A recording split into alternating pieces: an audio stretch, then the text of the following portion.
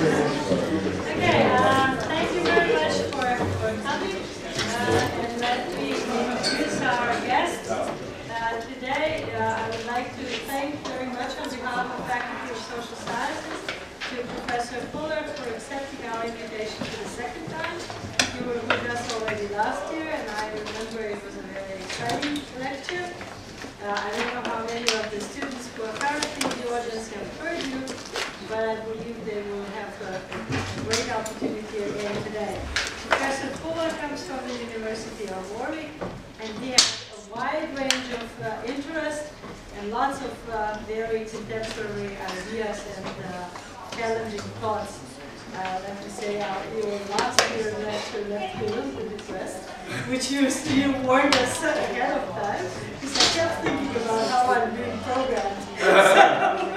But let's hear from you what your new thoughts. Okay. So the floor is yours. Okay, thank you.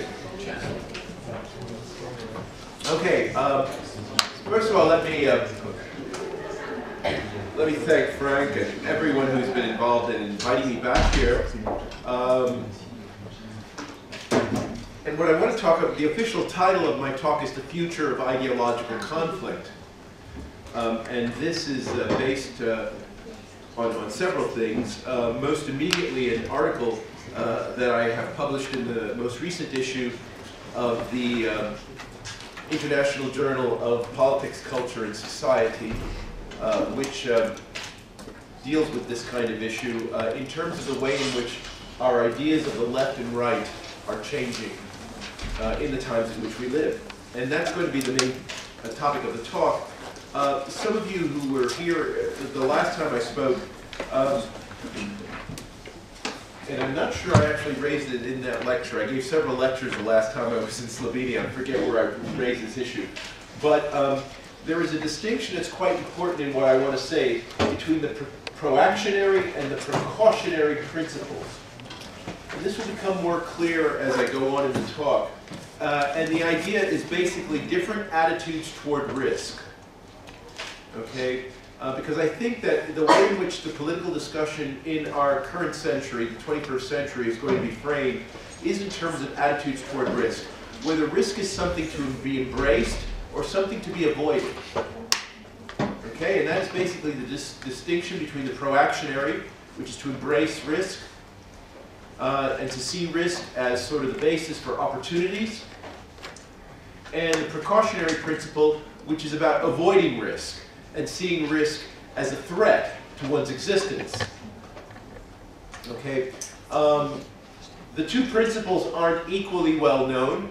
The precautionary principle is one that has been discussed very much in the context of international environmental law and arises very much in the current discussions concerning global warming. And the idea is to actually enshrine it in law so that one doesn't do things like introduce greater levels of carbon emissions that might have a reasonable chance of undermining life on the planet. And that's the way in which the precautionary principle typically gets introduced.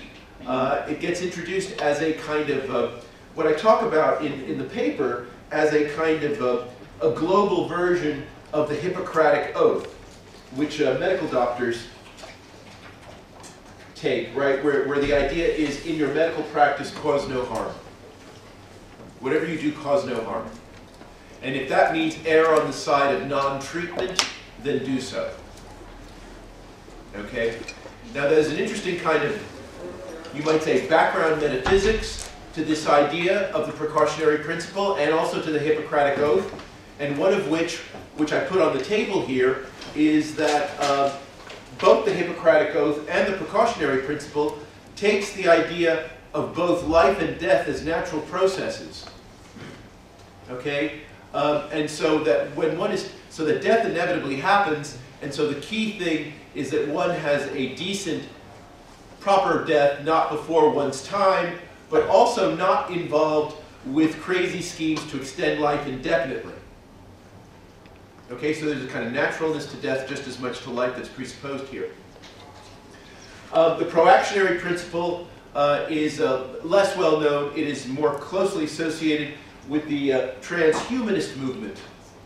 And the transhumanist movement basically says that that the biological bodies of our birth, which maybe are the products of billions of years of evolutionary change, is not the final story or the ultimate constraint with regard to progress of the human species. That there is a sense in which we can enhance, if not possibly transcend, the bodies of our birth and go into a more durable, more permanent form.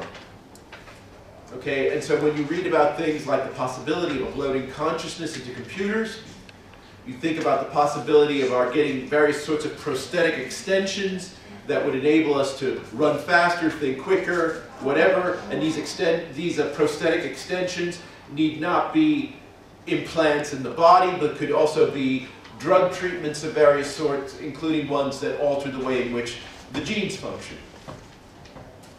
All of that is covered under the proactionary principle.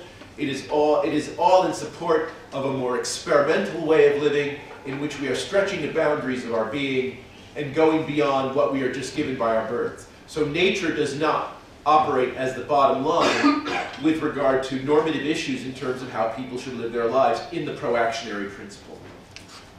And proactionary is a word that was invented in 2004 in a manifesto that the transhumanists put out, where a lot of different transhumanists who have sort of different interpretations of this idea all agreed. And what they were arguing against was explicitly the precautionary principle, which they believed was going to strangle the development of science and technology, which is ultimately the only way in which we will be able to improve and provide some kind of salvation for the human condition. So in other words, proactionary people see the precautionary people as anti-science, anti-technology, limiting the possibility for human self-development. And so these are, as it were, the principles that I see on the horizon for the 21st century. And they operate in a rather peculiar way with regard to traditional notions of left and right. Okay? And for the last 200 years, from the National Assembly in France after the French Revolution in 1789, right, we start to get this kind of understanding of political ideology as bounded by left and right. And it is what I want to argue with regard to the proactionary and precautionary principles is that this left-right axis is being turned 90 degrees. 90 degrees. That is to say, turned at a right angle. So in other words, things that would have been previously, so that aspects of both the left and the right are mixing with each other in this proactionary, precautionary principle. Okay? To give you a sense of what I'm talking about just at the outset, and I'm going to go into more of the sort of the intellectual history that underwrites this shortly, but just so I give you an intuitive sense of what we're talking about. The left, you might say, has two aspects to it historically in the modern period. One aspect of it, you might say, is very much focused on central planning, is very aggressive, the kind of top-down socialist view of the left. Okay? But then there's also this communitarian side of the left, which is a more bottom-up approach, right? Which is more about self-organization, right? And has a kind of the anarchist side of the left. All of that would fit into that category, right? And the left has always had this kind of schizophrenic sort of existence. Now, if you look at the right, okay, the right has had also its own kind of schizophrenia. On the one hand, the right has had people who are traditionalists. Traditionalists in the sense of believing in the importance of the past, and the past not only in terms of past human practices, but these people also very much concerned about the conservation of nature. And if you think about the kind of old ideology of the Tories in England, prior to the Industrial Revolution, you have both of these ideas together very strongly, right? The idea of a respect for the past and a respect for nature. But of course, there's another aspect of the right, and we call this perhaps a libertarian, laissez-faire version of the right, which in a way is liberal on economic matters, but nevertheless not very concerned about the collective or any kind of larger notions of the social. Okay, we typically associate these people with the right as well, even though these libertarians, in fact, the value system seem often very quite different from the people who are from the traditional side of the right. Okay, so within the left and the right, as these two ideologies have developed in the modern period over the past 200 years, there's always been a kind of schizophrenia within both of them. And what you would see with the proactionary and precautionary principles, I would argue, is that basically the central planning, technocratic side of the left aligns itself with the libertarian side of the right. That's what the proactionary principle does. Okay? Whereas on the other hand, the precautionary people are the communitarian side of the left, aligning themselves with the traditionalists. Okay? And so what you get as a result of this difference between the proactionary and the precautionary principle is you get, on the one hand, the proactionaries having a very aggressive attitude, both at the individual and collective level, with regard to how do we deal with the problems that we're faced with in society.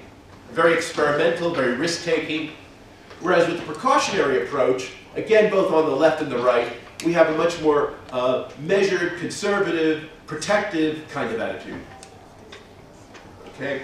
And so, now something like the welfare state, which in a way is one of the, I would say, one of the crowning political economic achievements of the second half of the 20th century. The welfare state also embodies this kind of schizophrenia. Because on the one hand, the welfare state was all about people becoming more productive, right, and doing more, and being proactive in that sense. But at the same time, it also provides a kind of secure basis on which people's welfare is maintained. So that people do not go hungry, that they go with health care, they have health care, all of this kind of stuff being securitized at the same time as people are being encouraged to produce more. And indeed, the whole idea of redistributive taxation, whereby one taxes the profits of those who actually produce a lot so that you can fund basically the welfare state for those who need the most protection. This is part of a common equation. Okay? And it embodies the kind of schizophrenia that I'm talking about here with regard to the proactionary and the precautionary principles. Okay, so this is kind of the general framework in which I'm operating from. And what I want to do in the remainder of the talk is to kind of lay out kind of the history of how we got to this kind of change, okay? So I started off by briefly mentioning that in 1789 with the National Assembly in France, right, you have this clear division between the left and the right sitting on either side of the status quo, right, which is the king, right? And the people on the right are the people who believe that France needs to rededicate its value to its values. So in other words, it needs to rededicate itself to the church, it needs to rededicate itself to the aristocracy, and to all of those kinds of inherited forms of social stratification. And that is in fact where the future lies, is as it were in a clear understanding of what the past has taught us. Okay? Now, the people on the left, on the other hand, said what is necessary is to break with the status quo decisively.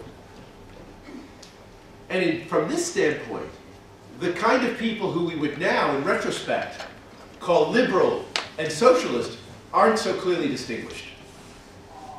They both have this rejection of the status quo, right? And they both have a hostility to this kind of traditional right that I was just describing. But as the 19th century wears on, especially as we get beyond the revolutions, or the failed revolutions of 1848, the difference between liberal and socialist becomes clearer. But in 1789, there isn't such a clear distinction. Now, if you look at where does this kind of difference in sensibility come from, one of the things that I argue in the article, and I think is very important here, is an interpretation of what is possible. You know, you may know that one definition of politics that is often ascribed to Bismarck and sometimes to the futurist Bertrand de Juvenal, is the idea that politics is the art of the possible. But what's possible? And there are two different senses of what's possible that comes down to us from the ancient and medieval sources, and they're quite relevant in terms of defining the ideological horizons of the left and the right. Now, one sense of possible is already actual. That's to say, so in other words, what is it possible, what is possible for the human condition? Well, one answer to that question is all of the various things that human beings have done and been already. So in other words, if you want to know the extent of the human condition, look at the history of humanity. That is the full extent of what is possible. And of course, there's a lot covered under that, right? Because you'd have to look across all cultures, you'd have to look over long periods of time, but basically, what is possible has already been actualized somewhere. And then the question becomes, what is it that we learn from that? And that is where you get the kind of right-wing orientation, is that kind of conception of the possible. So in other words, there is no such thing as something radically new. There is just learning from the past more effectively. Okay? Now, from an epistemological standpoint, right, what I'm talking about here is induction. Right? Inductive inference, where basically you draw conclusions about the future based on the past. Right? And the presumption is conservative in the sense that you presume, unless you have reason to believe, that the future will repeat the past. Okay? Now that kind of conception of the possible is one that you find in Aristotle. It is very common in the ancient world. And in fact, it is only in the later Middle Ages that you get a different conception of the possible put on the table. And this is, I think, the conception of the possible that one associates with the modern worldview. What makes modernity possible is the idea of thinking about the possible as what's conceivable. And what is conceivable? Something that you can imagine in a sustained way that doesn't involve a contradiction. It doesn't matter whether or not the thing has been realized yet in history, but the fact is you can imagine it as a coherent concept. And now, of course, a coherent concept has to draw from somewhere, so of course it draws from things that you've had experience of, that you know about, but it is also an imaginative construction. And so there is this whole idea that in a sense what is possible goes well beyond what has been historically realized, but actually has to do with the scope of our minds. What it is that we can think of, what it is that we can imagine and bring about to fruition. Now this notion of the possible, I think, is in a sense the default concept of the possible that we operate with today. Okay? And so from that standpoint, we normally draw a very strong distinction between what's possible and what's actual. And my point is that the whole modern way of thinking, which I associate with the developments on the left, come from this. That is the ultimate, you might say, epistemological source. Because you have to be thinking about the possible as something that can potentially go radically beyond what has been realized so far, and to take very seriously your own ideas. Right? Because you could easily think, and I think this is very true in the ancient world, and very true across culture, people have been able to imagine all kinds of things. Right? Fiction is everywhere. But people do not take that, when people have these ideas of what a possible world would look like, where all misery and suffering is gone, and everybody lives great lives. In the ancient world, it's not that people couldn't imagine such things, it's that people didn't take them seriously. Right? It was just an idea. It wasn't possible. Right? And so one thinks of it as kind of like a fantasy. Right? It doesn't even have the status of an idea. The modern world, all of that changes. Now this has to do, and this is where the Middle Ages comes in, the late Middle Ages comes in, because this has to do with a change in what's known as political theology. And political theology is basically the way in which politics are affected by your relationship to God. Okay? And one of the things that you start to see, and the main person here is John Duns Scotus, who was a Franciscan philosopher living in the 14th century. He was a big opponent of Thomas Aquinas. And he's the one who comes up with this modern idea of the possible. And this is in the context of an argument about our knowledge of God. Okay? And I don't want to necessarily get into too much fancy theology here, but I do think that there are some distinctions that are worth bringing up here. Because one of the things that we need to account for in political history is why all of a sudden, in the 18th century especially, you start to get people feeling very emboldened about being able to start the world anew, whether we're talking about revolutions, the idea of the social contract, the idea of constitutions for countries, where in a sense you can, as it were, start from scratch an established order that will then be binding on the people who live in subsequent generations. That is an incredibly radical way of thinking about your world. Okay? And of course people have speculated about such things in the past, but in the 18th century, this starts to become a reality and starts to become the business of politics in general, where politics is no longer just about keeping the peace, but is actually about bringing about the best possible society. This begins to happen in the 18th century. And it has to do with a certain kind of conception that people start to have about themselves in relation to God. And this is where one of the things that Scotus did was he revived one of the theological doctrines of St. Augustine, okay? The Imago Dei doctrine, which is the idea that we are creating the image and likeness of God. This is something you can find in Genesis, and as you know, if you know anything about the history of theology, what you get very often is theologians basically saying certain parts of the Bible ought to be taken very seriously and other parts of the Bible should be taken less seriously. And so there's lots of disputes over which ones should be treated how. Well, what we start to get in the 14th century is we start to get people taking this part seriously. So being created in the image and likeness of God, what this means in a sense is that we have godlike powers. They are not as great as God's, but you might say they're on a sliding scale from God. Okay? And this has to do with a certain way of interpreting biblical language, which again becomes very important in the modern era. And again, you might think this is very arcane stuff, but it's very relevant. Univocal predication. Now what does this mean? This means that when we say, for example, that God is good and God is great, that we mean good and great exactly in the same sense as when we're talking about human beings are good and human beings are great.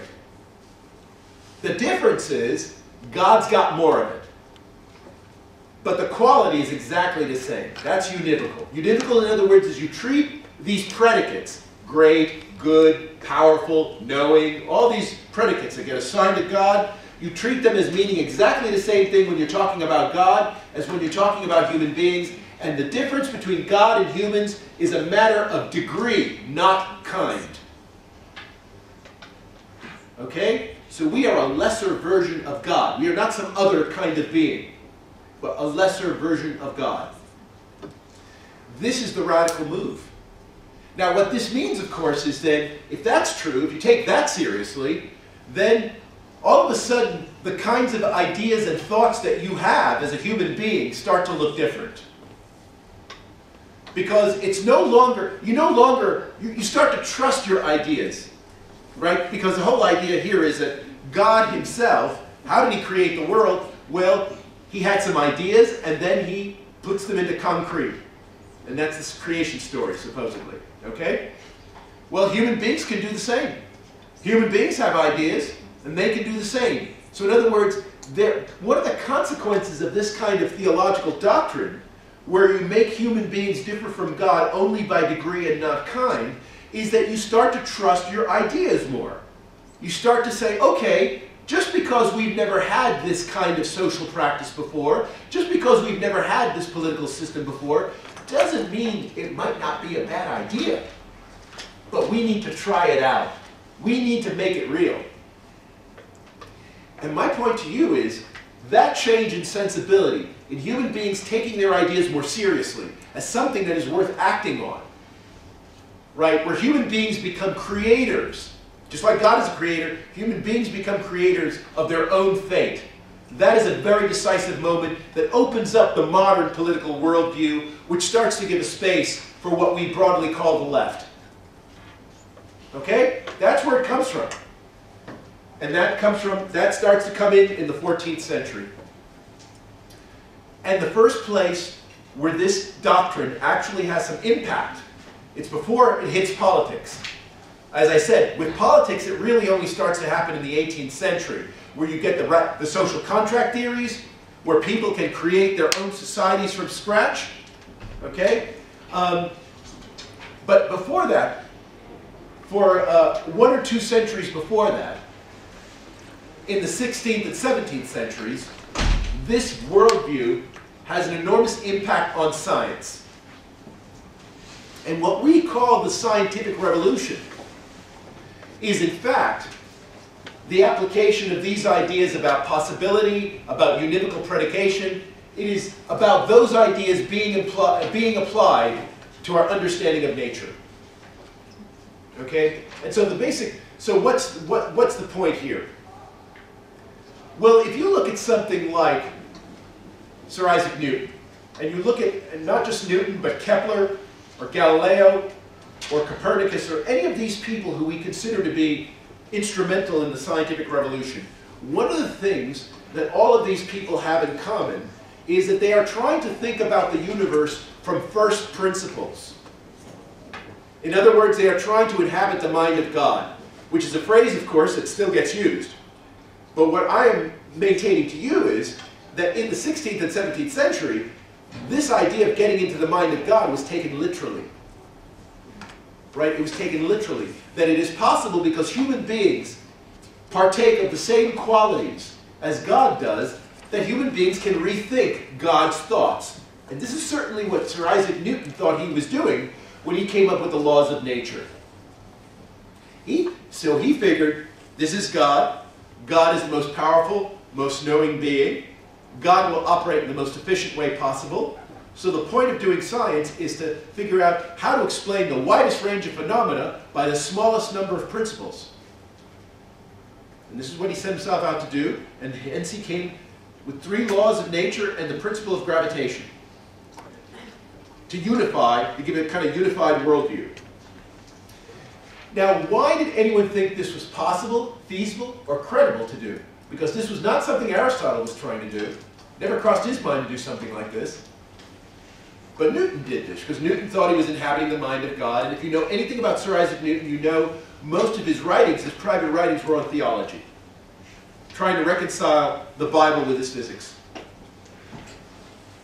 So the point here, and if you look at Kepler and you look at all of these guys, they have several things in common. One of them is they were always on the wrong side of the church, but the other side was they were very deeply concerned about relating stuff to the Bible. And they believed very much in the spirit of John Duns Scotus that, in a sense, the Bible is giving us some kind of instruction for how we can understand the universe, and so that the science that we do will validate our position as having been created in the image and likeness of God. That our ability to figure out the laws of the universe shows what important creatures we are in the divine scheme. Okay? That's how it began. Now, as you know, the Enlightenment, to a large extent, is a kind of generalization and application of those scientific revolution principles. So people like John Locke and Voltaire, they were very much fans of Newton and so forth. And what they were attacking, they weren't attacking this general connection between God and humans that I'm talking about. They were attacking the way the church got in the way of its full realization. In other words, they were attacking institutionalized religion for getting in the way of people realizing their godlike potential. And so all of the discussion that you see during the Enlightenment about the need for people to think for themselves, reason for themselves, decide for themselves, right, which you see very much enshrined, especially in Immanuel Kant's late essay, What is Enlightenment? Right? That's what it's about. It's about people reclaiming their divine birthright. And that people have the power and the wherewithal to create worlds for themselves. Okay, now this of course went very much against the doctrines of all the established churches of Europe, both Protestant and Catholic, which were dedicated largely to supporting the status quo, supporting the king, the monarchy, aristocracy, etc. Okay? So the left comes from this lineage that I've been describing here. And what happens in the, over the course of the 19th century is basically a kind of division that you see between the liberals and the socialists, which I think is quite a relevant one, and one that those of you who are familiar with 20th century politics will understand.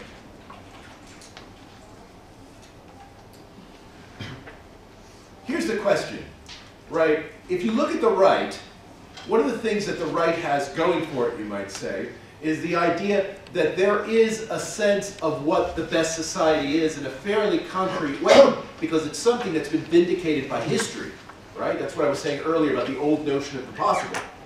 And so you can talk about the monarchy and how it traces its legitimacy historically. You can talk about the church, going back to St. Peter, right? You can do all of those kinds of things. You have a clear sense of there being, as it were, the just society, the good society that is grounded in historical precedent. Now the question is, will there be a similar kind of grounding for the left? In other words, if the left is future-oriented, if the left is about breaking with the past and moving in new directions, which both the liberals and the socialists agree on,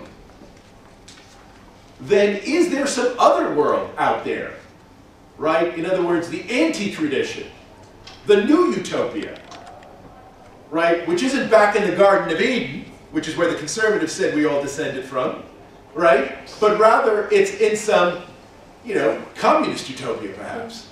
Now you see, this gives you a sense of the answer. Socialists traditionally have had a clear sense of a utopia. As it were, there is a goal, right? A kind of anti-tradition, you might say, which is what utopia is. This other place we're going to.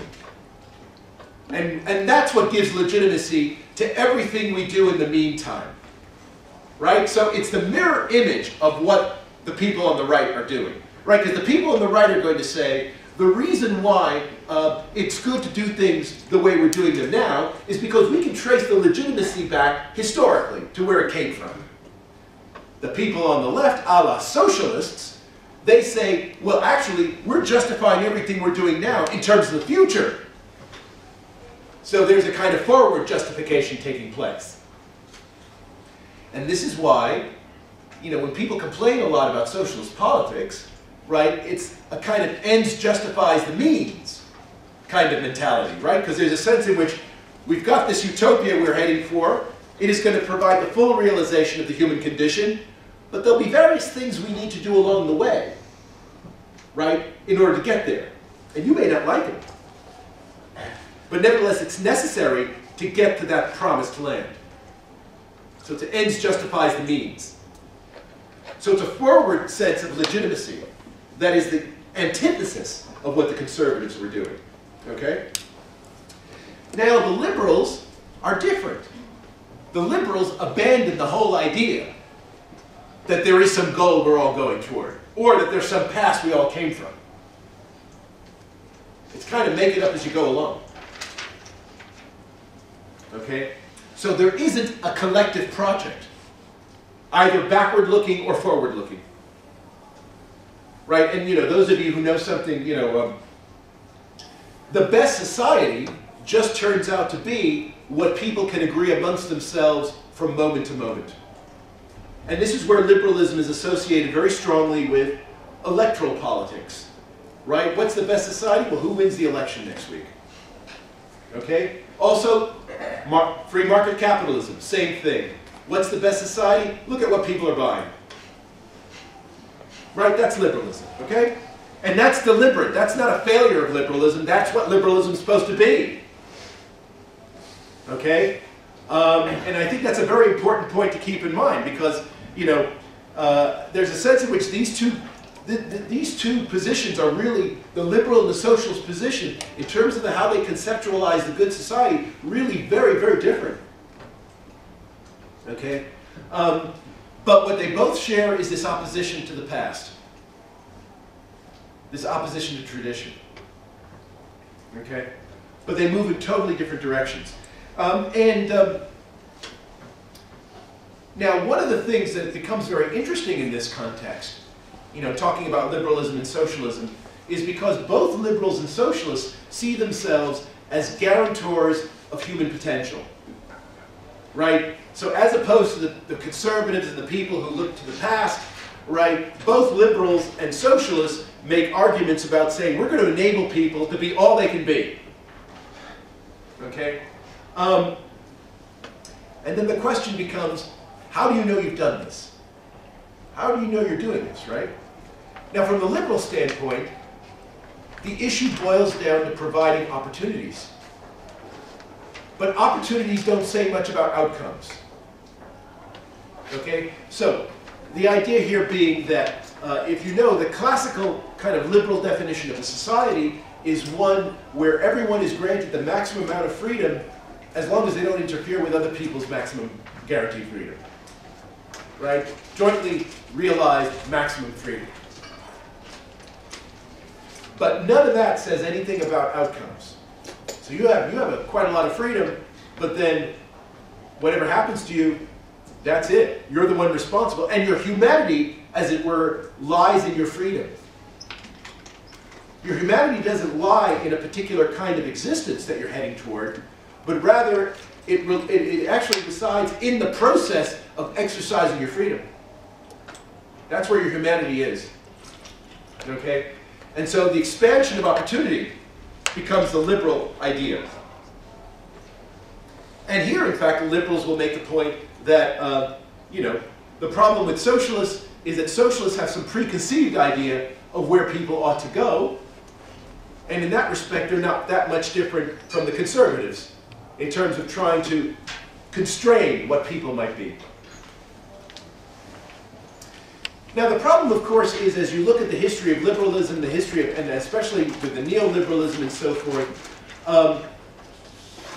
you can end up getting a very radical disparity of outcomes with regard to human action in this kind of free market, even what might call democratic environment, where what passes as a human condition can be enormously broad.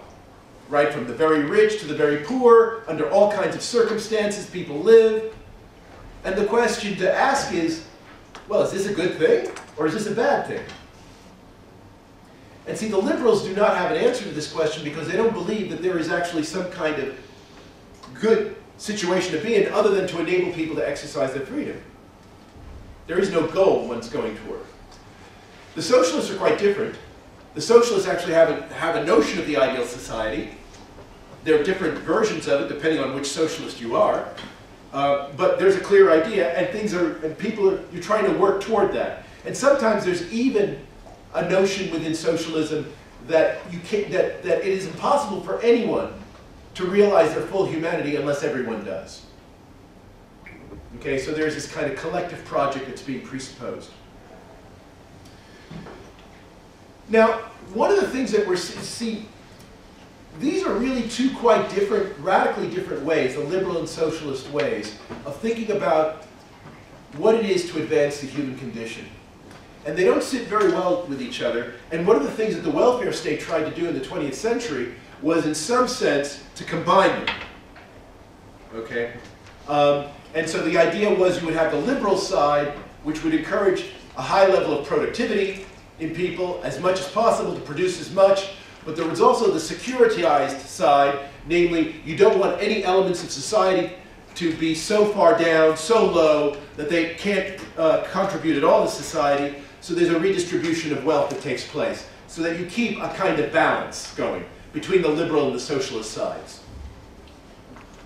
Now, the problem, of course, that the welfare state ran into in the third quarter of the 20th century, and has continued to this day, is a fiscal crisis, right?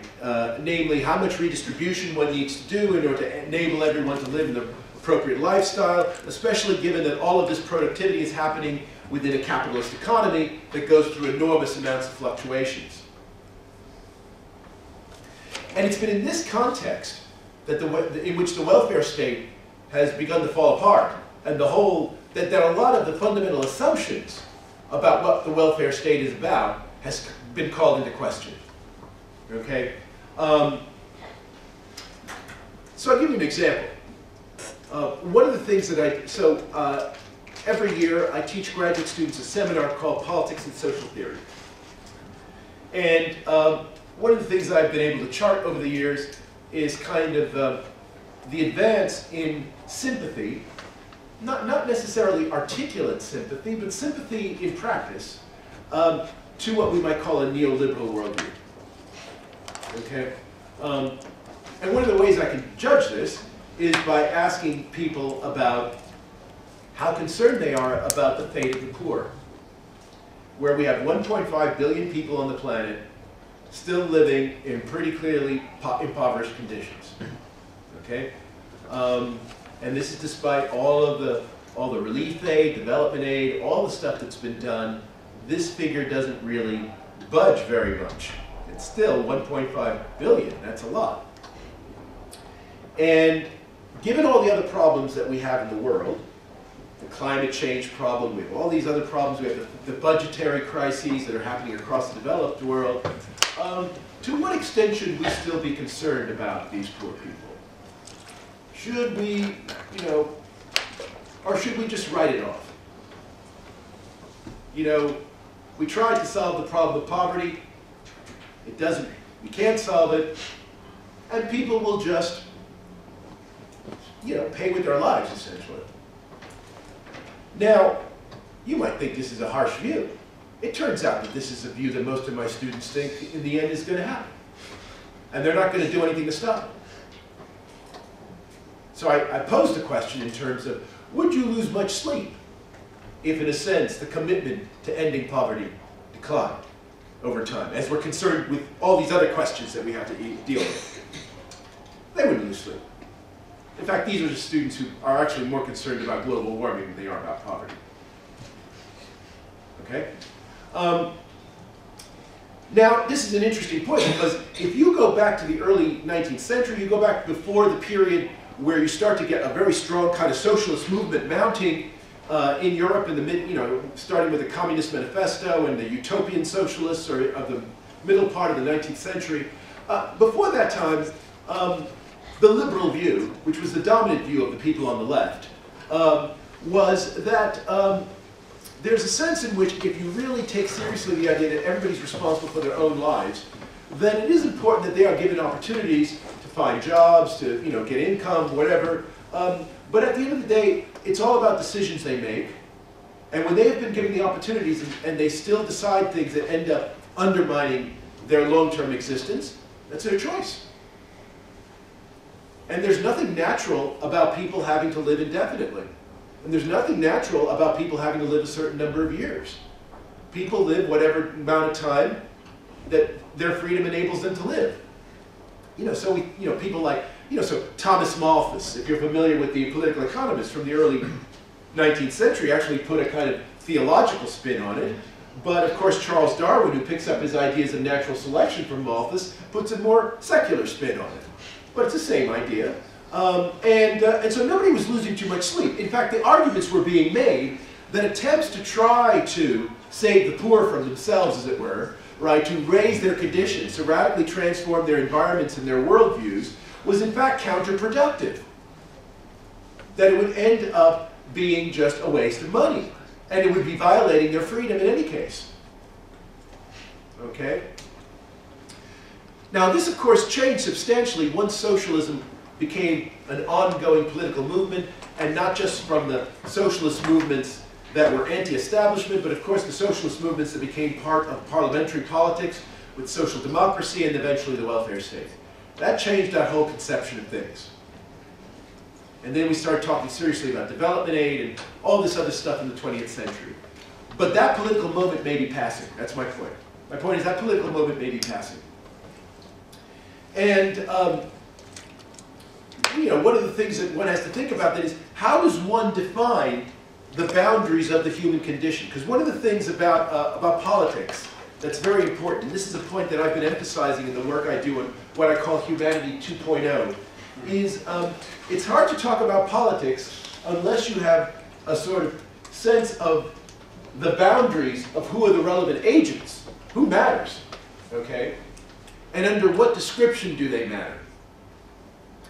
And it seems to me that one of the consequences of the new world in which we're moving into, which has the precautionary and proactionary principles, is that there is less of a value being placed on the human body, on the embodied human being, you know, the Homo sapiens, right? That sort of individual whose rights are enshrined in the Universal Declaration of Human Rights of the United Nations. There is less normative significance being placed on that entity as something indefinitely worth preserving. Okay? Now, the precautionary and proactionary principles that I mentioned at the start of this talk take this point in different directions. So the precautionary principle, right, which is about cause no harm and so forth, one of the arguments that they make is that the reason why we have so much threat, generalized threat to the future of life on the planet, is because we've had too many people to begin with, right?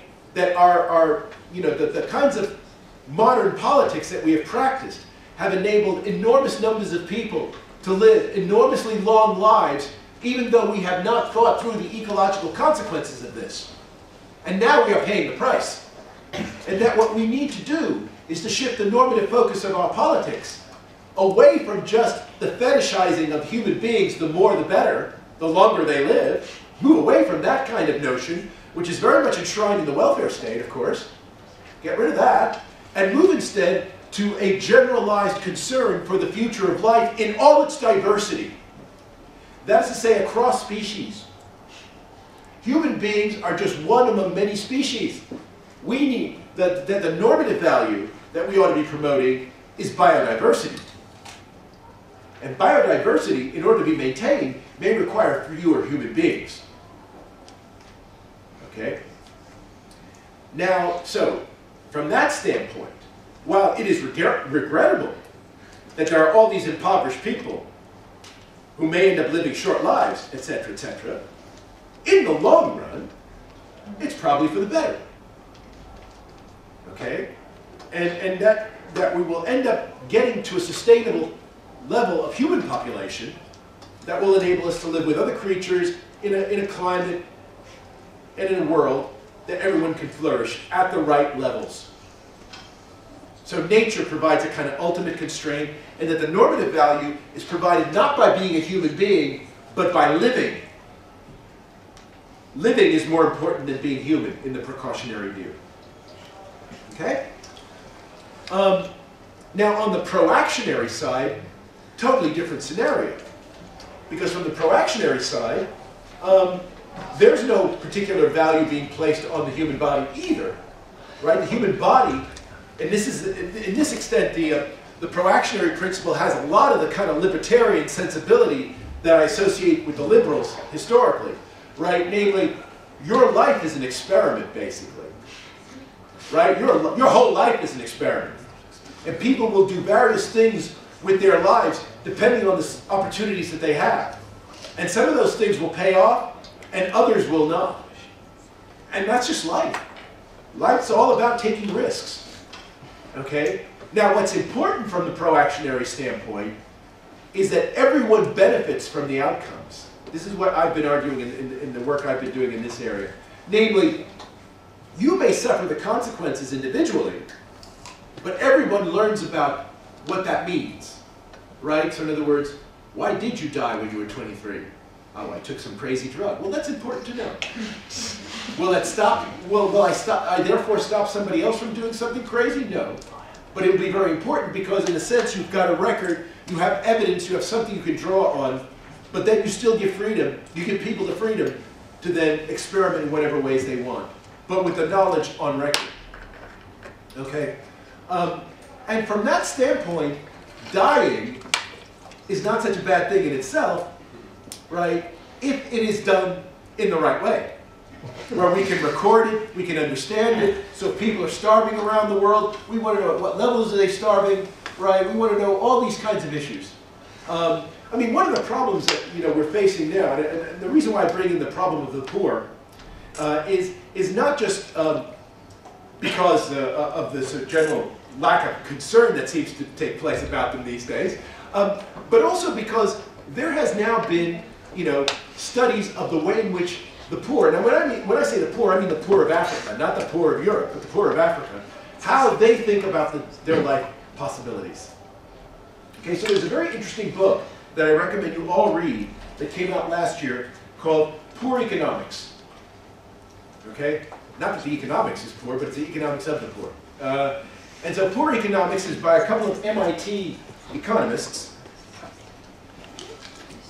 Banerjee and Duflo. Okay? What these guys have done is they've taken advantage of the fact that in all these places where there are all these poor people, there are usually very few regulations and laws, and so it's possible to experiment with various things on them, to figure out exactly how they think about the life choices that they have. So for example, I know this sounds horrible, but it's actually very interesting. Let's say we're talking about bed nets to prevent the mosquitoes from entering into your home while you're sleeping, and so you don't get malaria, right? The bed nets, you know about this. Okay, question. Why is it that even when you give these bed nets away for free, people don't use them? Okay? Maybe you need to charge them something for them to put a value on it. These poor people. You need to charge them something. Giving it to them for free, they won't appreciate it. But if you charge them something, maybe they'll see the value in it. Okay? This is just one example. The point here that I'm making is that we really, it is only now with people like these guys that we are actually getting a clear sense of how the poor thinks about their situation. Because prior to this point, again, I think this is very much under the influence of the kind of old-style socialist idea, right? We had some idea of what it is to live a good, decent life. And it's basically to be like a welfare state inhabitor, right? Where you live the longest numbers of years possible, where your health is securitized, your education securitized, everything's securitized, and you want as many people as possible under that kind of system. And clearly everyone around the world would want to live that way, right? Who wouldn't want to live this way?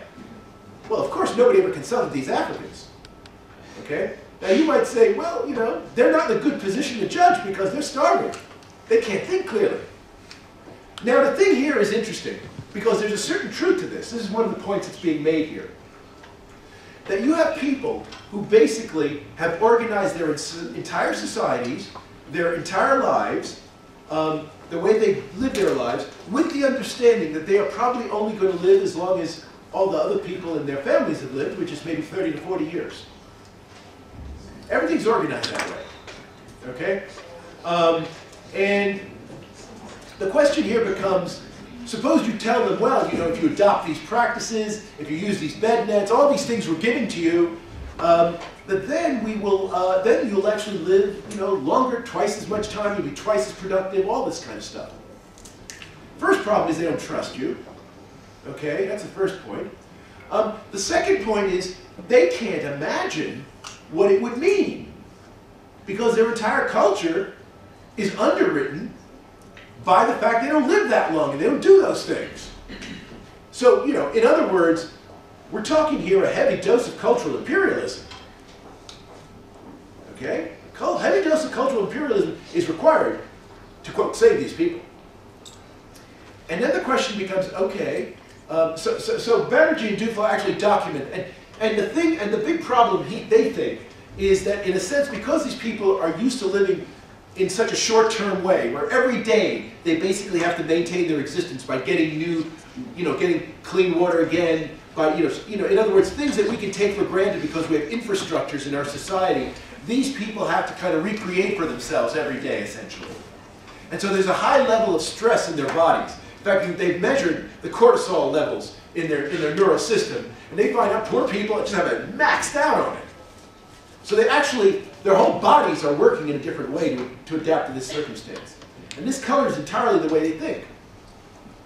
And so when you give them mobile phones, for example, okay, and you say, mobile phones, this will be the great liberator, right? Arab Spring, we can create revolutions with mobile phones. We can do anything with mobile phones, right? Okay, maybe these people can feed themselves once you give them mobile phones. They can call it Domino's Pizza or something, you know? As a matter of fact, they don't do that. Right? As a matter of fact, they don't do that, right? What they use the mobile phones for is largely to communicate with their friends. In other words, to enhance the social networks they already have.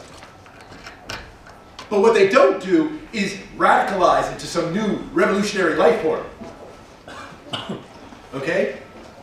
And so the point that the poor economics argument is basically, if you really want to take seriously the idea that we need to save these 1.5 billion people who are poor, you're going to be engaging essentially in some trench warfare. In other words, you're going to have to fight their culture. You're going to have to get them to really reprogram themselves. Reprogram their psychology, reprogram their culture. And so in fact, where it works the best, these strategies, is where you've got someone who's native, let's say, to a village, but who spent some time getting educated in England or the United States or someplace like that, and then comes back in and has the confidence of the local people. Right? What they call collaborators, which is maybe an unfortunate turn of phrase. But the point is that these collaborators are necessary in order to actually make this idea of, quote, raising the poor up. Okay? And so then the question, and this is something that is incredibly labor intensive. In other words, it requires the kinds of resources that people in the developed world, in a way, don't want to give. Developed world's happy to throw money at things, Throw money at things, and you throw items at things and give them away and all of this. But what you don't get is enough people devoting their lives to really reprogramming other people, essentially. Okay? And so their message is a mixed one, right? In other words, they think they actually know how to solve the problem of poverty. The problem is the cost is too high. And that the people who are in the best position to do it will probably not want to do it. Okay? Now I think that in a sense, as we move into this kind of terrain, right, where this turns out to be the way in which the smart thinking is going on how you, quote, solve the problem of poverty, people will start to wonder, is this worth the cost? Because after all, those people who are poor and live in those villages actually think they live pretty decent lives for themselves. Their cultures are wrapped up with it. They didn't, as it were, call up MIT and say, save us. Okay, they're used to this kind of existence. Okay, and so those kinds of issues which are associated with the more liberal side of the left, right, I think will kind of come to the fore, especially if there's strong kind of economic problems in the developed world, which makes it very difficult to invest the amount of manpower and effort that it would take to raise the impoverished. That one may just think, well, people are making their life choices everywhere. And here things like relativism might actually start becoming quite significant in the policy context. Okay? I'm saying this because I do think that the kind of trying to maintain the sort of classical notion of humanity of the left, which socialism especially tried to champion in the 20th century, is turning out to be more and more difficult economically, even when you know what the problems are. Okay? And so as a result, what you're getting is people are orienting themselves differently. And so the idea of actually saving everyone's life or having everyone live as long as possible is no longer considered as the ultimate political goal. There may be other things, right? And one thing is to allow enormous numbers of life forms to exist, which is kind of the precautionary biodiversity view. But the other may be to think about human beings as being a species in transition, which is what what the proactionary people do. That in a sense, we shouldn't fetishize our biological bodies. That in a sense, we should be thinking about getting into a new form, a new and improved form. And it doesn't matter really how many of us do that, as long as it happens. Okay? And that we shouldn't maybe even fetishize the Earth, right? So a lot of transhumanists think about colonizing the planets. That's how you'll solve the environmental problem. Go into space. Take it over. And if you imagine that the human being is something that can be transformed into a radically different form from what it is now, then this doesn't seem so crazy. Okay, so there's now, I don't know if you're familiar with this, but you've probably heard of blue skies research. Blue skies research is a phrase from policy making that has to do with basic research, right? Research where you don't see the goals very clearly. Well, if you're a transhumanist, you want black skies research. Black skies research is about the heavens as being the ultimate testing ground for the human condition. Okay, so the search for extraterrestrial intelligence, SETI, right, is in a way the absolute extension of the transhumanist vision. Where in a sense, we will be able to meet those extraterrestrial intelligences, and if that's where we ought to be. And so Earth is just a transition point. Okay? But what is true, also, is that people are spending most of what they regard, more of what they regard as quality time in front of computers. In other words, projecting themselves, projecting their spheres of meaning into cyberspace. Whether we're talking about avatars, things of this kind. In other words, there is an evacuation of the biological body as the locus of meaning in people's lives. Okay? That is happening already. And people, often will be more traumatized if their mobile phone disappears than if a friend dies. Okay? These kinds of things happen. I know, if you don't believe it, let it happen to you. You see, and it seems to me that as these kinds of transfers of meaning take place from the biological body to this other cyber realm, this sort of second life as it's called sometimes, right, then people are getting much more flexible intuitions about the value of preserving the human body, right? And is that really all there is, just somehow maintaining my physical body as long as possible? No, I might transform into another form.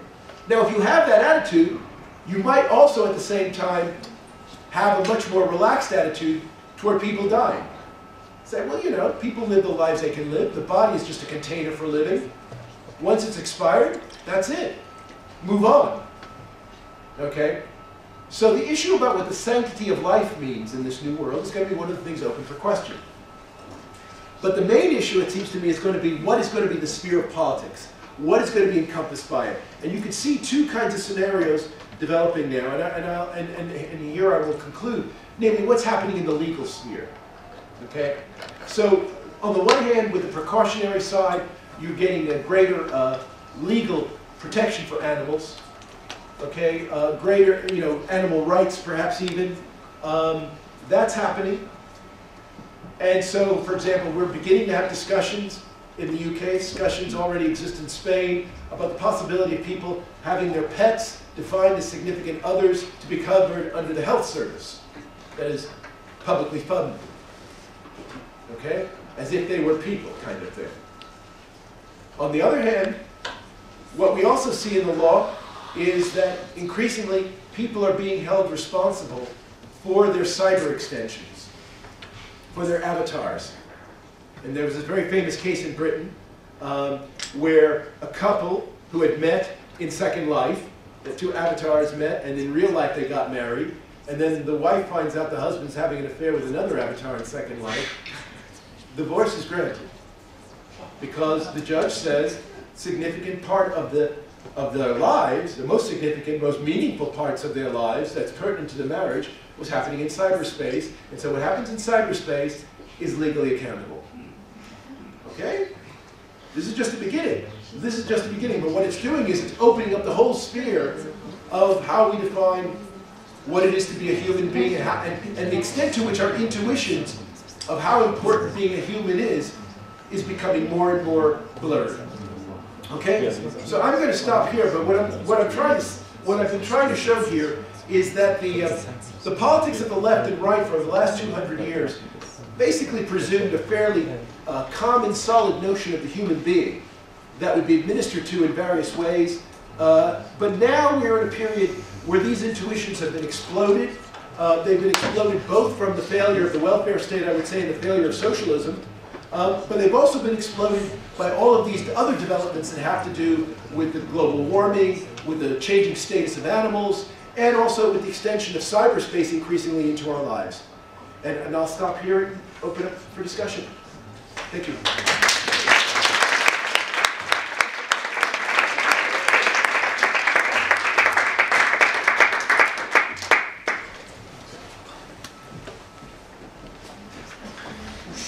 Yes, sir.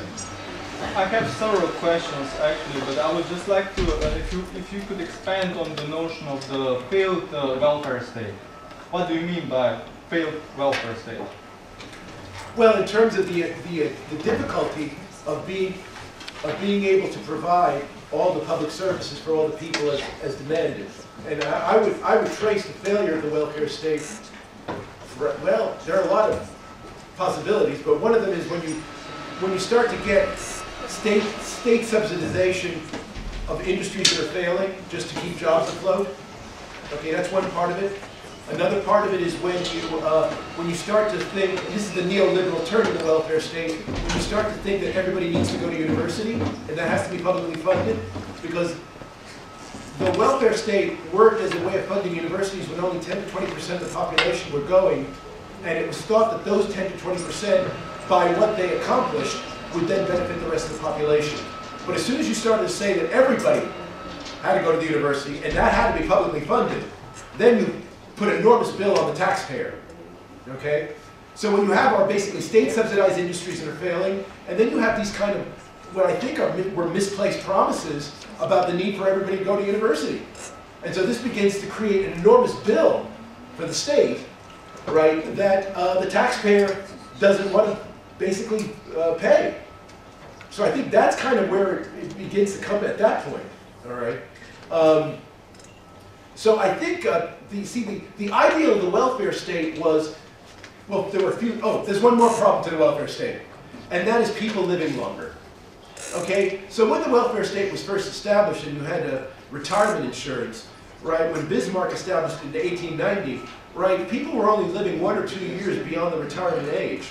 Okay, when you start to have people who are living 10, 20, 30 years beyond the retirement age and expecting to pull a pension, okay, then you start getting a burden on the welfare state as well. Okay, and so all of these things, which in a sense were unanticipated, you know, I say this as someone who believes that the welfare state in principle is the best political economy going, but it's got to be radically reconceptualized. And what's failed is the welfare state as originally conceived in the early 20th century. It has failed to cover the circumstances that started to really come into play in the late 20th century. Okay?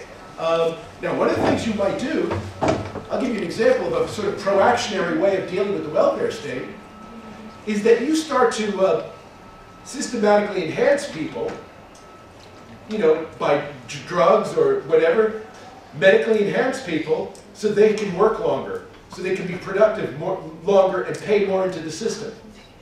So people don't retire when they're 60 or 65, but people retire when they're 75 or 80. Okay? So if you upgrade the medical system, you put a lot of money into kind of the high-tech stuff the proactionaries are very keen on, to make people live longer, you have a more productive society, people don't have to retire so early, then you start to pay some of the bills. Okay? But it seems to me that's a very, you know, as a political proposition, that's very aggressive, it seems to me. And it's not one that, you know, necessarily would win votes. But that would be one way to solve the fiscal crisis of the welfare state. Okay? So not to have people retire so early. From the perspective of critical political economy, for example, this was basically a redistribution of wealth since the at least the 70s. And this was not the problem of the welfare state in principle, but the problem of the relations of power. And the shifting relations of power to, so I'm basically turning a materialist here to you because... But what's the point of that? I mean, what is it that you're saying then that disagrees with me? In principle, it disagrees with everything that you said. Yeah, but where does it matter in practice? I mean, In practice, it matters that the welfare state didn't fail.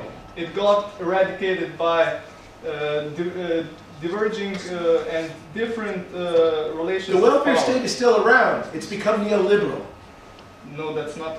Yeah, well, we still have National Health Service, but it has been turned into something different. The point is that the welfare state basically blended into neoliberalism in the 1980s and 90s. Okay, it didn't disappear. It wasn't eradicated. No, I mean, I think in a sense what may have when you say eradicated, maybe some kind of ideal notion was. No, in a very essential sense, it is being eradicated. It's not like cut and it's finished, but it was basically a political process, and to present it like it was some internal contradictions of the welfare state because of the fiscal problems and so on. I think this is an idealist presumption. But and where do you go from there? I mean, where do you go with your analysis? What do you do then? Redistribution of wealth back to where it was. And which election are you planning to win? Well, this is another question. Well, sorry, but that is the question, right? If we're talking about politics. No, really, because you say redistribution of wealth. Easier said than done. Yeah, of course. But you can't say that welfare state failed. You can say that the political elite, for example, was able to turn the power relations to its own right or something like that. But you can't say that welfare state as itself failed. Come on. Actually, I do believe it failed, and I don't believe it was just a matter of the political elites here. I think there were a lot of issues going on. Yeah, of course it was a lot of issues, but the main question is whether this was an internal contradiction of the welfare state. One aspect is clearly one aspect was clearly an internal contradiction, and that is to say, when you have very well-funded, state-subsidized health systems, where you still keep the pension age constant, you're going to end up enabling lots of people to live long, healthy lives that officially go beyond the retirement age. And then you're going to have to be doling out all this money in the end. That's an internal contradiction. If the welfare state had been raising the retirement age all along, if they've been making people healthier, that might have helped things, right? So that's at least one example of an internal contradiction of the welfare state. That in a sense, the welfare state was originally designed for people to die earlier. Okay, I won't continue further. Yeah. Even after this discussion, I would say that the whole social science need a little, I would say, not the introduction of new concepts concerning also understanding of left or right or what is welfare state.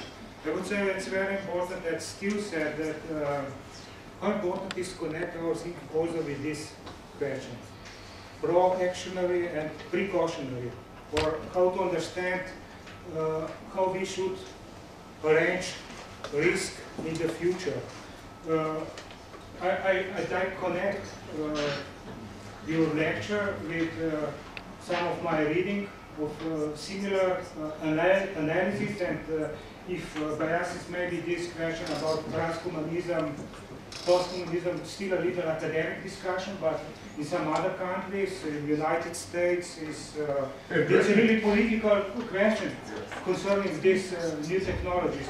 For instance, how to understand, I didn't understand that I read that the biggest coalition, or so-called between right and left thinkers, appear in the United States concerning this stem cell research, or the support between Leon Kass and Jacoby Riskin and even Don Klein, because the both wings were against this stem cell research in medicine.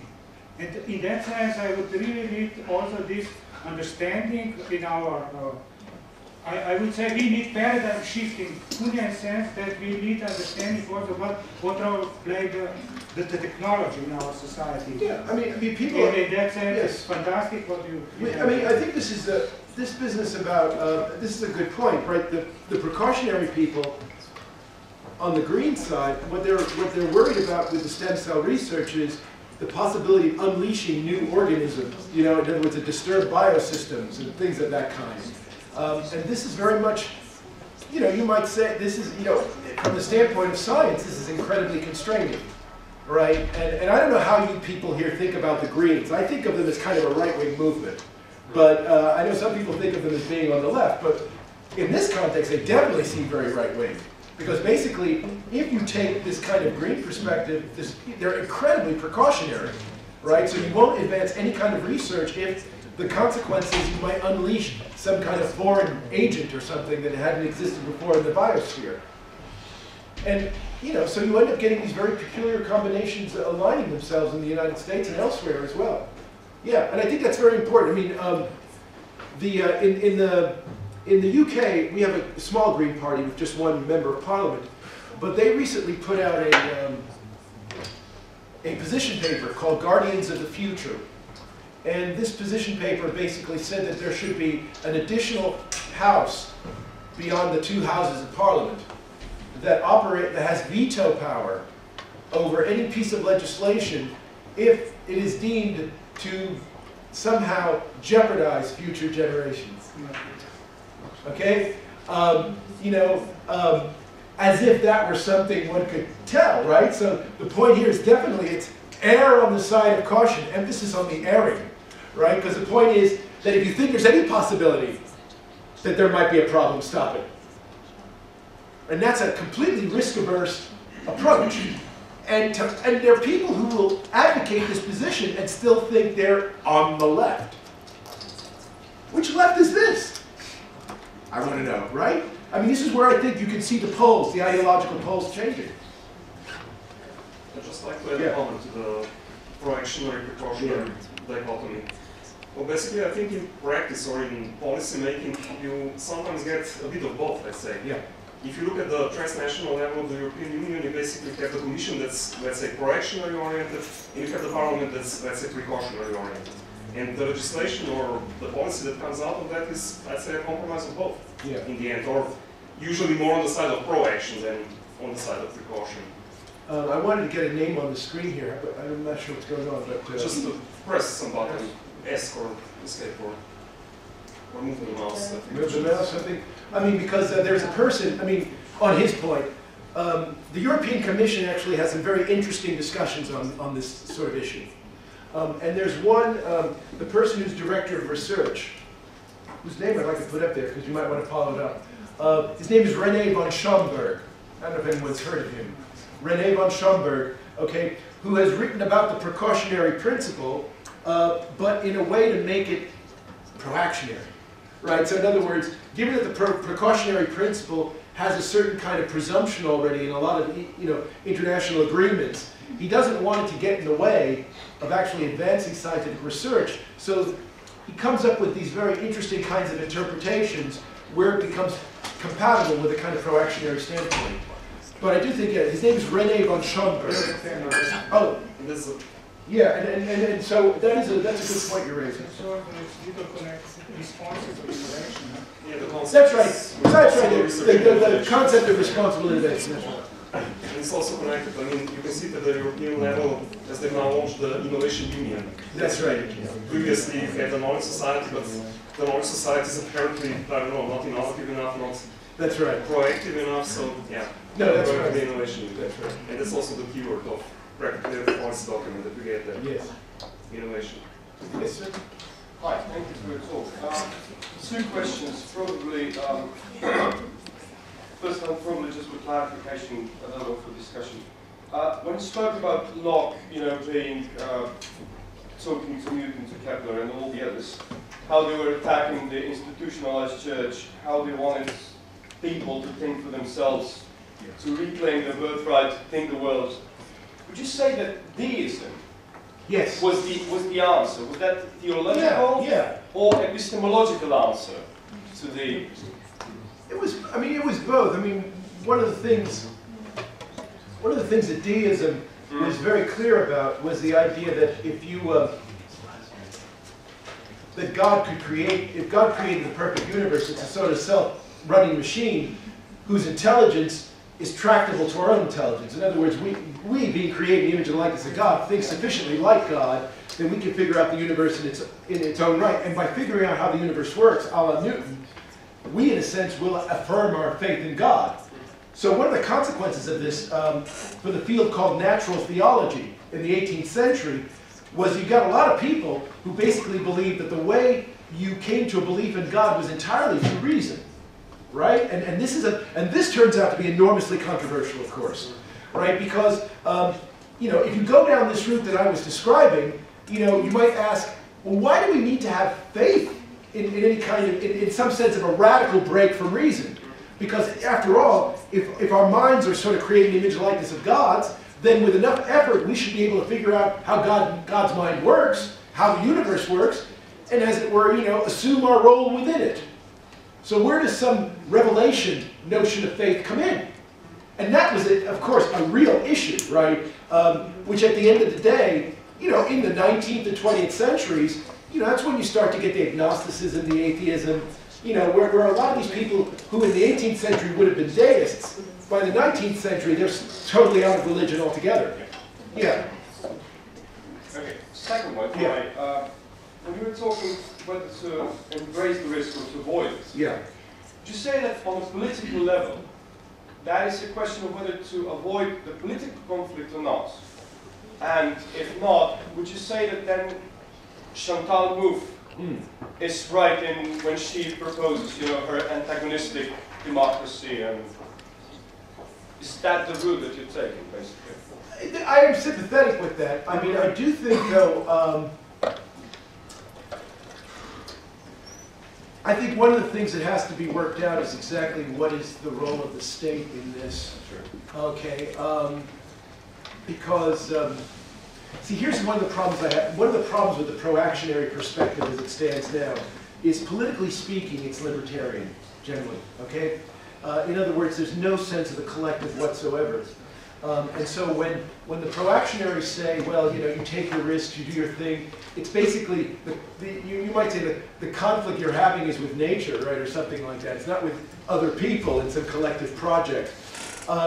And my view is, and this was in response to the issue about the poor people, is if the proactionary perspective is really going to lead to the collective benefit of mankind, there's got to be some way of the state at least operating in a way to keep track of all of these different risks people are taking, okay, and the outcomes of them. All right, and otherwise, you see, because what I don't want is I don't want to be seen as advocating a society where people just do whatever they want and to hell with it. Okay, you know, so it's not. What's important is that people do take a lot of risks and do experiment, but that we actually know the outcomes. We actually have the data. So people, as it were, over time, can, as it were, more informed fashion take risks. And there I see a very important role for the state in both being the licensor and also the collector of information about the risks that people take. You know, I mean, I think already we have a certain measure of this with, you know, some countries that have fairly liberal policies with regard to drug use, right? Where in a sense, people are allowed to take all kinds of drugs, but that there is a kind of medical check on what the consequences are for people. And then in light of that, there's a revision of policy. And I would say this kind of thing needs to happen kind of on a grand scale. And this would be kind of a new basis for the state to be reinstituted in the proactionary realm.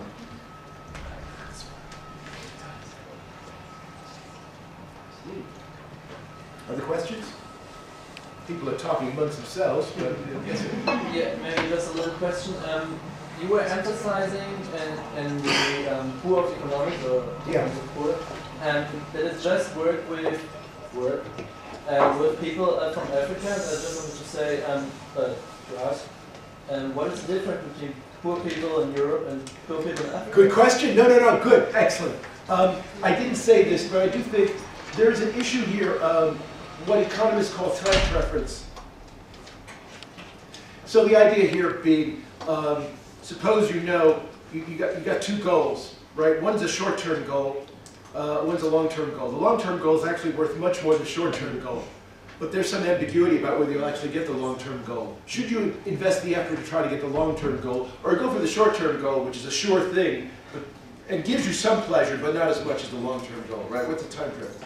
And there's a strong tendency in everyone to discount the future, right? In other words, to take the short-term goal now, even though you know if you held out, you might be able to get this long-term goal. You know, so people spend the money now rather than investing, rather than saving, right? The difference between the poor and the European on this is just the degree of discounting that takes place, right? So we discount too, right? Not just the poor people discount the future, but we discount the future ourselves, right? But we don't do it as heavily and as much as the poor people do. And part of the reason for that is because there are institutions in place. There's a political and economic infrastructure in place which incentivizes us not to discount the future so much. Okay? So in other words, even though we might normally discount, you know, we might normally go for the short-term fix, we're given all kinds of reasons and arguments and incentives to sort of save money, to not eat the bad food, you know, all this kind of stuff. There's an infrastructure there, which is totally lacking in the African case. But the idea of time preference, the tendency to prefer definite short-term thing over a somewhat ambiguous longer-term thing is pronounced across human beings. But it's a difference of how much you discount. And this is where having the right social structures matter. Because the social structures, as it were, can keep you more oriented toward the future than you might be otherwise. That's the idea. And of course, you know, there are other things too, right? You think about ideological orientations that we have very available in the West. Whether we're talking about, you know, so the idea, the value of long-term investment, that is well known, right? We know examples of it. You know, people might find it hard to do for various reasons, but there are concrete examples that one can see where it succeeds. It's the lack of availability of those exemplars on the part of poor people that makes them very skeptical when somebody from the outside says, you know, you ought to be, you know, you should save money, or you should do this, you should do that, right? Because they don't actually believe it would work. They don't know any examples of it. And you invent examples, but then they'll say, yeah, but your examples are in your culture. Okay, so it's this issue of time preference. Yes, the tendency to discount the future is prevalent in all humans, but we have social structures that force us, as it were, to think more future-oriented.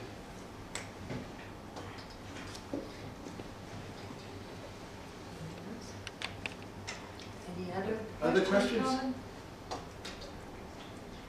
Come on, anything? Yes, sir. Yeah, about the distinction between the left and the right. Yes. You say in one hand that both are defined by a reject of the past. Yes.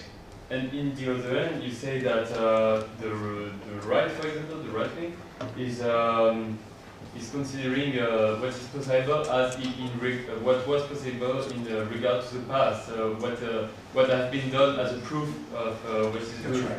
And the left as a focus on the future or something, an ideal. So this, it seems paradoxal. It seems, I mean, the right seems more focused on conservative, so focused on the past.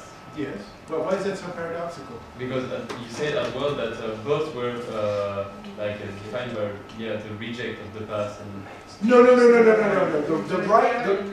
The right is based on the past.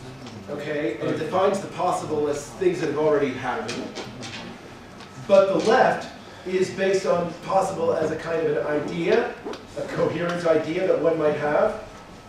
But the difference within the left is between the liberals and the socialists. So there's a difference within the left. And the socialists have a kind of fixed idea, you might say, of what a good society is and work toward that. All right? The liberals don't have that. The liberals, as it were, it's basically the products of your choice, and you just keep on making decisions. Okay? So the liberals actually involve a rejection of the whole idea that there is a good society as such. So they reject both the socialist idea and also the old idea, the right idea. In this respect, I would say, this is where liberalism is a very radical view from that standpoint. Right? I mean, liberalism is very radical. And I think, in a sense, we need to see that kind of difference more clearly when we think about the left.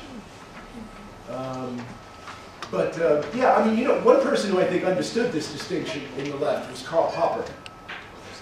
Okay, you look at the poverty of historicism. where historicism is kind of the left, is a socialist view of history kind of thing, right? Historicism, where it's about the future. Whereas the liberal view is this view where there is no fixed goal, there is no fixed utopia. Right? But this is what he calls the open society, right? Where in a sense, it's always for people to decide what to do. It's a very good book. Suggest to read this from Popper as still Yeah. the power of historicism and Yeah, do you want to follow? Don't you think that now there is a kind of a change that the right would be like the representative of the future and the left of the past? I mean, in France, for example, it's like the right said that the left is focused on the past socialist welfare states and is like this gentleman up here. doesn't fit A with bit like what he was doing. Hmm? Like this guy here was doing. Maybe. No, I mean this doesn't fit anymore to the new. Well, this is the thing. Yes, I agree with that. You see, I agree. If you're talking about that, yes. I mean, I think the people who represent the left now, yeah, are stuck in the past. Exactly true. No, I agree with that. And I think that's, you know, and this is the thing, right? And a sort of denial of the past. There's a denial of what's happening, right? Yeah, I think that's exactly true. But that doesn't mean one has to turn to the right. One needs, as it were, a new kind of left, you see. But you can't have the same, you're not going to go back to the old left. And I think that's the first, and then that's why I make that point so strongly, is that, yes, that critique of the left is valid. And we really, you know, we've got to get that on board if we're going to make any progress. Because what I worry about is that liberalism, which is, in a way, is having a kind of a renaissance now, is easily colonized by the right. You know, and that's what neoliberalism essentially is, right? And I think this is where smart people thinking on the left toward the future have to keep an eye on that, where neoliberalism goes. Okay? But in a sense, I would say neoliberalism is kind of where you need to start the argument, where in a sense you have to develop a left coming out of neoliberalism, not one that goes back to some idealized notion of what the welfare state had been. Yeah, so I think you are right about that point.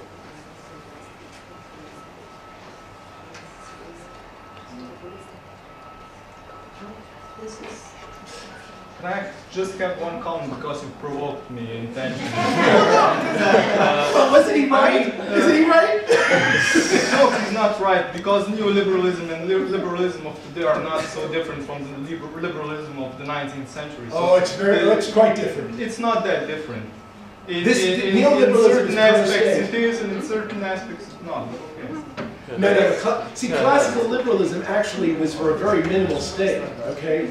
Neoliberalism actually uses all the force of the state in a regulatory capacity to create markets. That's really quite different from classical liberalism, because neoliberalism exists after the state has been strong. And that's why there's been this relatively seamless transition from the welfare state to neoliberalism, because neoliberalism uses the agencies of the welfare state to create markets.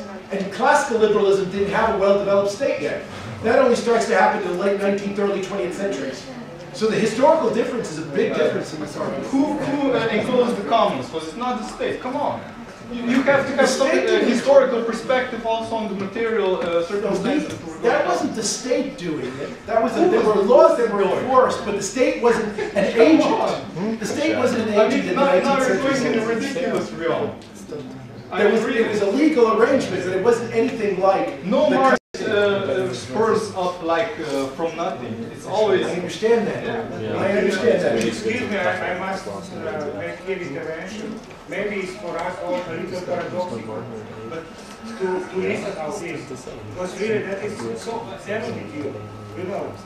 Lecture, and if you read, you will begin to read. Excuse me. Sorry, I can't. If you will begin I can't have an intentional critique. No, that's only talk. You understand, but something what is maybe for all of us very paradoxical, for instance, to explain the future with ideological arguments. That is something new, totally new for us. For that maybe also very difficult to us understand what does it mean liberalism in 19th century and today. That is. Yeah, but but I think I have no problem with your raising your points. I mean, so I'm okay with what you're saying. No, I like discussion, so Yeah, that's why yeah. I intervened. Sorry if I was. Yes, sir. Sorry, just when you said that neoliberalism means a strong state behind it. Yeah. Foucault, in his lectures, The Birth of Politics, makes a quite big distinction between the ordoliberals in Germany and the so-called anarcho-capitalist or the freedom school in the USA. The Germans, the ordoliberals, really thought and wrote that the state should intervene in the society, so-called Vitalpolitik and so on, but the Americans, they didn't thought so. I don't, so...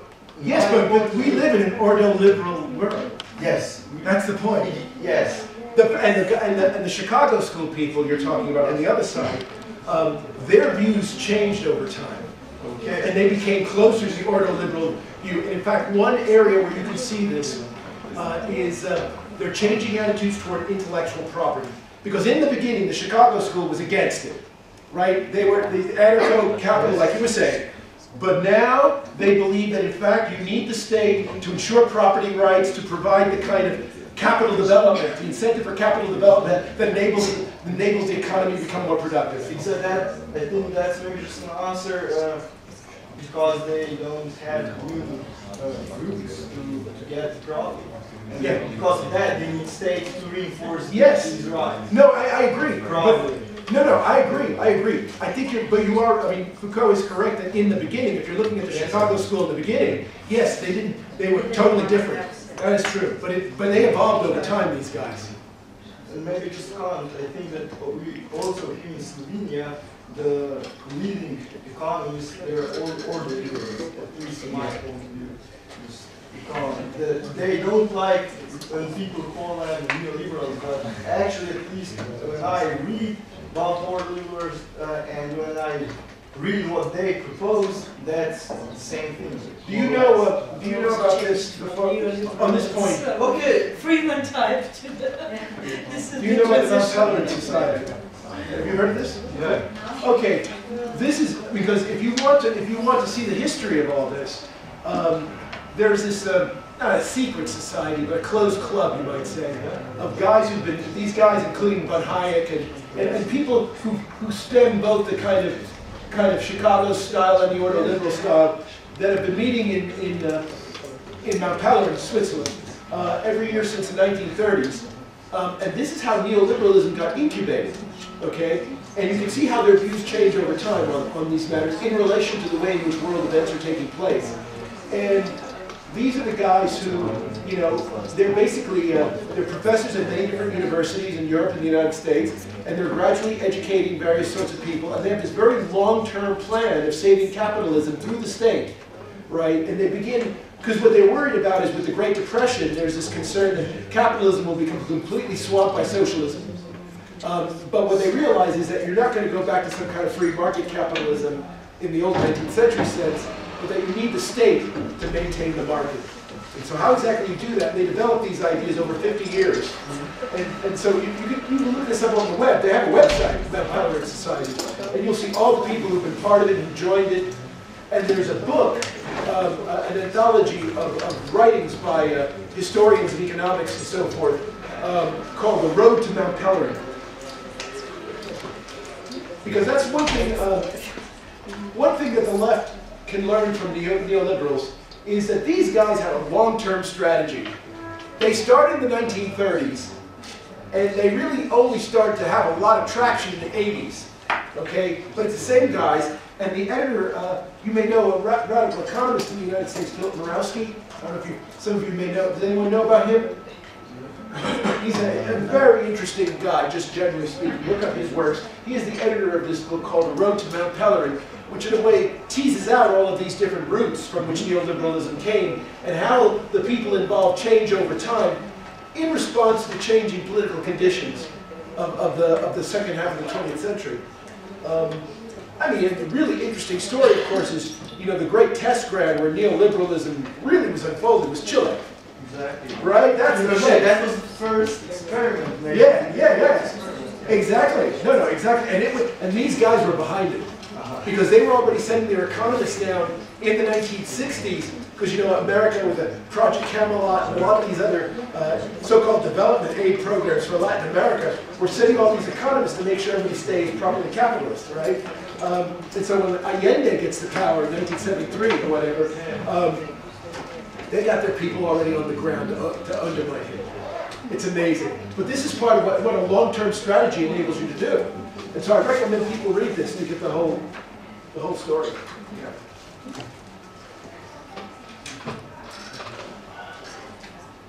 I think we have exploited your time quite enough. I wish to thank you on behalf of the faculty Well, thank you. for coming.